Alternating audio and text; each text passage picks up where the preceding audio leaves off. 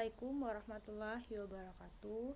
Kami dari kelompok 2 ingin menjelaskan tentang Kabinet Wilopo yang terdiri dari latar belakang terbentuknya, tahun, susunan kabinet, program, keberhasilan, dan penyebab kejatuhan. Terbentuknya Kabinet Wilopo ini didasari dengan bubarnya Kabinet Sukiman-Twiroyo yang terjerat kasus MSA. Pada tanggal 1 Maret 1952, Soekarno menunjukkan Sidik Djosoekarto dari Partai PNI dan Prawoto Mankusasmito dari Partai Masyumi untuk menjadi formatur. Soekarno berharap ditunjuknya kedua tokoh politik ini dapat membangun kabinet yang kuat serta mendapat dukungan yang cukup dari parlemen. Namun, keinginan Soekarno tidak dapat terpenuhi karena Sidik dan Prawoto tidak mendapat dukungan penuh dari parlemen. Sidik dan Prawoto kemudian mengembalikan mandatnya kepada presiden. Pada 19 Maret 1952, Soekarno akhirnya menunjukkan Wilopo sebagai formatur kabinet yang baru. Kabinet Wilopo ini menjadi kabinet zeken, artinya kabinet ini berisikan jajaran para tokoh yang ahli dalam bidangnya, bukan hanya dari partai politik tertentu. Susunan Kabinet Wilopo. 1. Menteri Luar Negeri Wilopo berhenti 29 April 1952. Dilanjutkan oleh Markuto diangkat 29 April 1952. 2. Menteri Dalam Negeri Muhammad Roem. 3. Menteri Pertahanan Sri Sultan HB9 berhenti 2 Juni 1953 dan Wilopo diangkat 2 Juni 1953. 4. Menteri Kehakiman Lukman Wirdinata. 5. Menteri Penerangan Almar Monotu. 6. Menteri Keuangan Suminto Dihujodikusumo. 7. Menteri Pertanian Muhammad. 8. Menteri Perekonomian Sumanang. 9. Materi Perhubungan Dejuanda. 10. Materi Pekerjaan Umum dan Tenaga Suwarto. 11. Menteri Perburuhan Iskandar Tejasukmana. 12. Materi Sosial Anwar Tejo Karnominoto (berhenti 19 Mei 1953) dan Padeji Suroso diangkat 9 Mei 1953. 13. Menteri Pendidikan dan Kebudayaan Bahdar Dejohan. 14. Menteri Agama Fakih Usman. 15. Materi Kesehatan J. Leimena.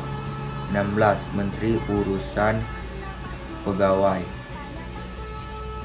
Panji Suroso berhenti 11 Mei 1953. Program kerja pada masa Kabinet Wilopo bertugas. Wilopo merumuskan 6 program kerja, yaitu 1. Organisasi negara terdiri dari 3, yaitu 1. Melaksanakan pemilihan umum untuk konstituante dan dengan dewan-dewan daerah. 2. Menyelesaikan penyelenggaraan dan mengisi otonomi daerah.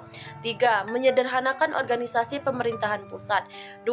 Kemakmuran juga terdiri dari 3, yaitu 1. Memajukan tingkat penghidupan rakyat dengan mempertinggi produksi nasional terutama bahan makanan. 2. Melanjutkan usaha perubahan agrarian. 3. Keamanan. Menjalankan segala sesuatu untuk mengatasi masalah keamanan dengan kebijaksanaan sebagai negara hukum dan menyempurnakan organisasi alat-alat.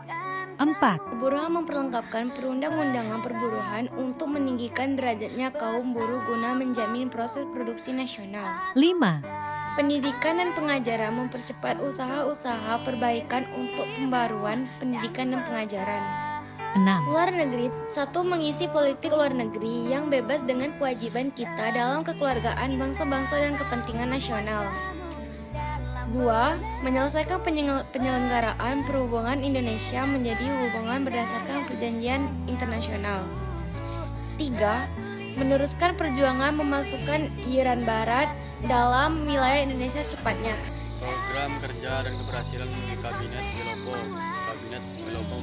selama berkuasa mampu kerja dari keberhasilan Kabinet Wilopo adalah satu, politik luar negeri. Adapun beberapa program kerja mengenai politik luar negeri yang diterapkan oleh Kabinet Wilopo, yaitu satu, menerapkan politik yang efektif, dua, merebut Irayan Barat, tiga, menyelesaikan konflik antara Indonesia dengan Belanda. Politik dalam negeri. Program kerja Kabinet Wilopo di bidang politik dalam negeri adalah satu, menyelenggarakan pemilihan umum untuk memilih DPR, DPRD, dan Dewan Konstituante, memulihkan stabilitas keamanan negara, meningkatkan mutu pendidikan rakyat, ekonomi. Adapun keberhasilan Kabinet Wilopo di bidang ekonomi adalah satu, mengatasi defisit anggaran, dua, menjanjikan kemakmuran sosial yang setara. Penyebab Kabinet Wilopo. Beberapa program kerja Kabinet Wilopo diantaranya: 1. Menstabilkan harga beras. 2. Mengusahakan penghapusan pajak ekspor dan menaikkan pajak impor. 3. Memprioritaskan bidang industri. 4. Membatalkan kenaikan pendapatan para menteri dan pejabat tinggi. 5. Memperkenalkan pembentukan RAPBN yang perlu mendapat persetujuan parlemen. 6. Merintis sistem yang menjadi cikal bakal Bulog, Badan Urusan Logistik. Kiprahnya Kabinet Wilopo berlangsung selama 1 tahun. Selama masa pemerintahannya, Kabinet Wilopo mengalami beberapa permasalahan seperti gerakan separatisme dan kondisi ekonomi yang mengalami kemerosotan. Permasalahan yang terjadi adalah adanya petani ilegal tanah DFI tanpa izin. Hingga pada 2 Juni 1952, Wilopo resmi menyerahkan mandatnya kepada Presiden.